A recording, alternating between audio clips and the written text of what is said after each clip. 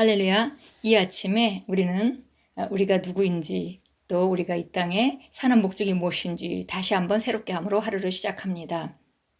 예, 우리는 이 땅에 살지만 이 땅에 속한 자가 아닙니다.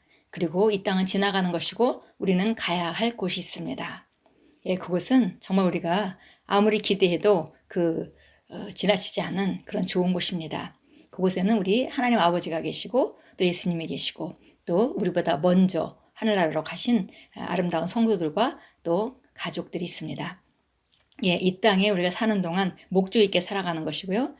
상황들이 아무리 크게 보인다 하더라도 그것이 중요한 것이 아닙니다. 우리는 우리 위치에 서야 하고 그리고 우리가 이 땅에 있는 한 믿음으로 말씀으로 상황을 다스리고 살아가도록 우리가 이 땅에 살고 있는 것이고 하나님은 그것을 오늘도 기대하십니다.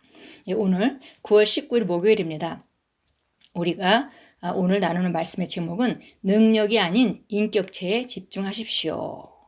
예, 바로 여기서 인격체라는 딴 것이 아니라 성령님을 말하는 것입니다. 그래서 성령님의 능력이 아닌 성령님의 그 인격, 성령님 자체에 바로 집중하십시오. 그런 제목입니다. 예, 사도행전 1장 8절입니다. 오직 성령이 너에게 임하시면 너희가 권능을 받고, 예, 성령이 임하시면 그분이 임하시면 우리가 권능을 받게 되죠. 자, 첫 문장부터 제가 조금 교정하겠는데요. 여기 더 좀 알아듣기 쉽게 우리가 번역을 한다면 성령의 인격체이신 성령과 성령의 임하심에는 차이가 있습니다. 이렇게 번역하면 더 좋겠습니다. 네, 인격체이신 성령과 성령의 임하심에는 차이가 있습니다. 성경에서 우리는 바울의 몸에서 손수건이나 앞치마를 가져다가 병든 자를 치유하는 것을 볼 수 있습니다. 성령님은 손수건이나 앞치마 위에 계시지 않았지만 그분의 능력은 그 위에 있었습니다. 그리스도인으로서 당신은 성령의 능력을 손수건이나 앞치마보다 더 크게 잘 받는 사람입니다. 그분은 당신 안에 사시며 당신 안에 실제하는 분이십니다. 그러나 그분은 당신의 온 존재에 그분의 능력을 주셨습니다. 이것이 많은 사람들이 놓치는 부분입니다. 그들은 인격체이신 성령보다 성령의 능력을 더욱 의식하는 것 같습니다. 예, 오늘 인격체이신 성령과 그 다음에 성령의 임하심의 차이에 대해서 지금 얘기하고 있고요. 사람들이 성령의 임하심, 능력 쪽에 더 관심이 있지만 그러나 실제로는 인격체이신 성령님에게 더 많이 의식을 해야 된다. 이렇게 이제 말씀하고 있습니다. 그리고 사도행전 9장 12절부터 우리가 알 수 있는 것은 바울의 몸에서 손수건이나 앞치마를 가져다가 병든 자에게 얹었을 때 귀신이 떠나가고 치유한 것을 우리가 읽을 수 있습니다. 그런데 성령님의 능력이 그 위에 있었지만 성령님이 손수건이나 앞치마에 쌓여 있었던 건 아니라는 거죠.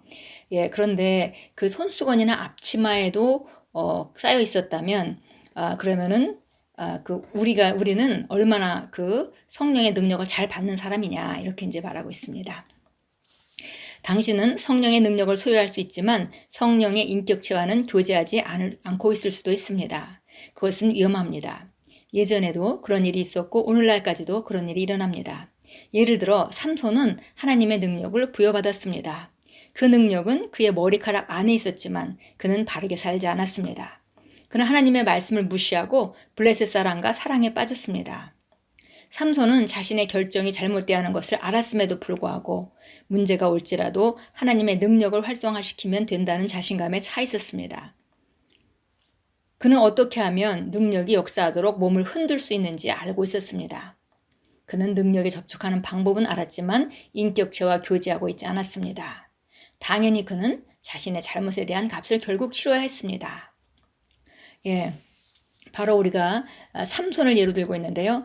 삼손의 시대에는 하나님의 능력이 그에게 임했지만 그가 하나님의 지시와 하나님이 그 능력을 받을 때에 그 부모들에게 삼손이 태어날 때 이미 지시한 바들이 있죠. 그런 것들을 잘 지키는 것은 하나님의 인격체에 주목하는 것입니다.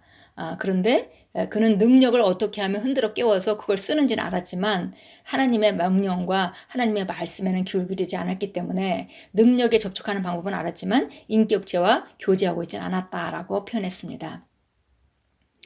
당연히 삼손은 그 잘못에 대한 값을 치렀습니다. 그리고 우리가 삼손에 대해서 읽을 때에 몇 번이나 사실 딜라일라가 그 비결을 물었고 그 비결을 잘못 가르쳐 줬는데 틀리게 가르쳐 줬는데 그대로 딜라일라가 삼손의 능력을 없게 하려고 했던 시도들을 우리가 봅니다. 그런 걸 뻔히 보면서도 정말 삼손이 돌이키지 않고 끝까지 잘못된 길로 간 것은 정말 이상한 일입니다. 정말 있어서는 안 되는 일이었던 것이죠. 기회가 여러 번 있었지만 삼손은 돌이키지 못했습니다. 그리고 결국 그는 잘못에 대한 값을 치렀습니다.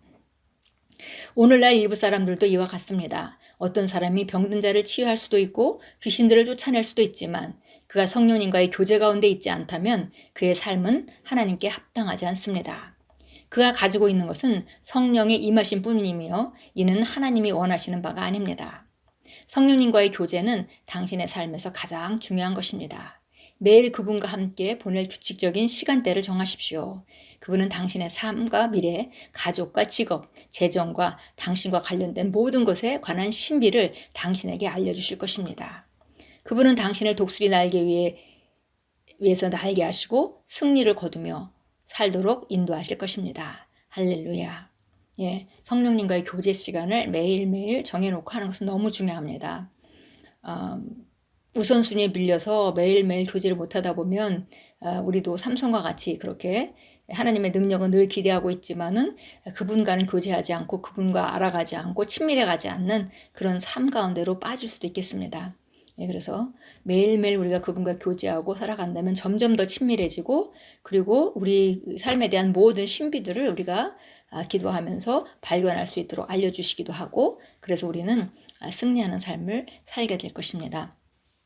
예, 참고 성경 보겠습니다. 마태복음 7장 21절입니다. 마태복음 7장 우리 21절부터 23절까지 읽겠습니다. 나에게 주여 주여라고 부르는 자마다 다 천국에 들어가는 것이 아니요 하늘에 계신 나의 아버지의 뜻을 행하는 자라야 되느니라. 그날에 많은 사람들이 나에게 주여 주여 우리가 주의 이름을 예언하지 아니하였으며 주의 이름으로 마귀들을 쫓아내지 아니하였으며 또 주의 이름으로 많은 경이로운 일들을 행하지 아니하였나이까 라고 말하리니 그때 내가 그들에게 분명히 말하되 나는 너희를 전혀 알지 못하니 너희 불법을 행하는 자들아 내게서 떠나가라 하고 하리라. 예, 여기 바로 하나님의 성령을 힘입어서 뭔가 일을 했지만 능력을 나타냈지만 그 하나님 아버지의 뜻을 알지도 못하고 그렇기 때문에 행하지 않는 자들이 바로 어떤 그 끝을 맞게 될지 우리에게 보여주고 있습니다. 예, 그래서 여기 하늘에 계신 나의 아버지의 뜻을 행하는 자라야 되느니라 이렇게 21절에 말했는데요. 부른다고 주여 주여 부른다고 전국에 다 들어가는 것이 아니고 하늘에 계신 아버지의 뜻을 행하는 자라야 된다. 그러니까 이것은 사실은 그 능력의 문제가 아니라 바로 그 능력을 주신 분과의 관계 문제다라고 말하고 있는 것입니다. 예. 또 사도행전 19장으로 가겠습니다. 우리가 아까 바울의 앞치마 얘기를 했는데요. 사도행전 19장 11절부터 우리 12절까지 같이 보겠습니다.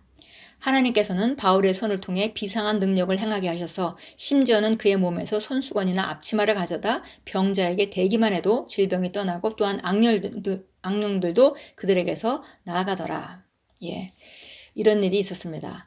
예, 그래서 사도 바울이 그 쓰고 있던 에이프런이나 손수건 같은데 성령의 그 능력이 기름 부음이 스며들어서 그것이 나가서 병자들에게 얹어졌을 때 질병이 떠나고 악령이 떠나는 그런 일들이 있었습니다.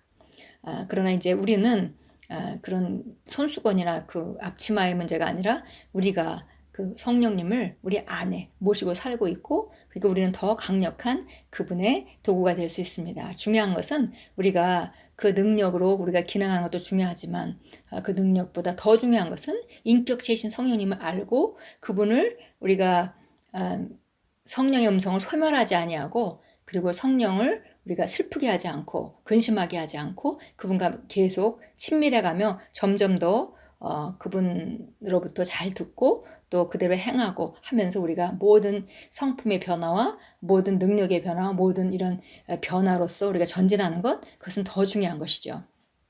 예, 우리 고백합니다.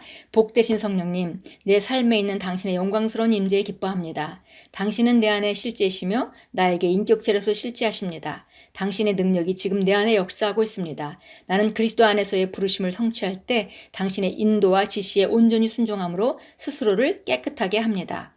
아멘. 예, 다시 한번 우리 고백합니다. 복되신 성령님, 내 안에 계신 당신의 영광스러운 임재에 기뻐합니다. 당신은 내 안에 실제이며 나에게 인격체로서 실제하십니다. 당신의 능력이 지금 내 안에 역사하고 있습니다. 나는 그리스도 안에서 부르심을 성취할 때 당신의 인도와 지시에 온전히 순종함으로 스스로를 깨끗하게 합니다. 아멘. 예.